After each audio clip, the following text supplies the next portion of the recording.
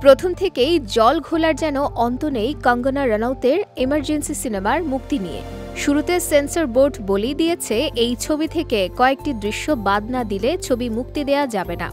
কিন্তু নানা বাধার মুখে কাটছাঁট ছাড়াই সিনেমাটি মুক্তি দিতে চাচ্ছিলেন কঙ্গনা।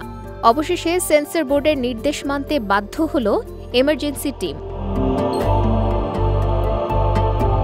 ৩০ সেপ্টেম্বর মুম্বাই হাইকোর্টকে ছবির টিম জানিয়ে দিল তারা সেন্সর বোর্ডের নির্দেশকেই মানবে।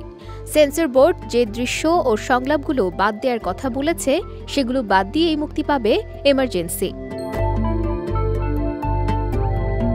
এর আগে ২৬ September central board of film সার্টিফিকেশনের তরফে বম্বে উচ্চ আদালতে জানানো হয়েছে এমার্জেন্সি ছবি থেকে কয়েকটা দৃশ্য বাদ দিলে তবেই রিলিজের ছাড়পত্র দেয়া সম্ভব।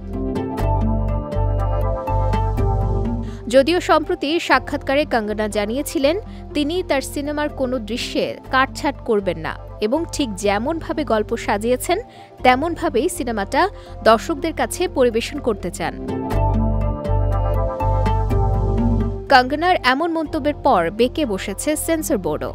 সেন্ট্রাল বোর্ড অফ ফিল্ম সার্টিফিকেশনের রিভিউ কমিটি আদালতে সাফ জানিয়েছে যে দৃশ্যগুলো সাম্প্রদায়িক হিংসা ছড়াতে পারে কিংবা সমস্যা তৈরি করতে পারে সেগুলো ছাঁটাই না করলে ছাড়পত্র দেওয়া সম্ভব নয়। অবশেষে সেটাই হলো। সেন্সর বোর্ডের সকল শর্ত মেনে নিলেন কঙ্গনা।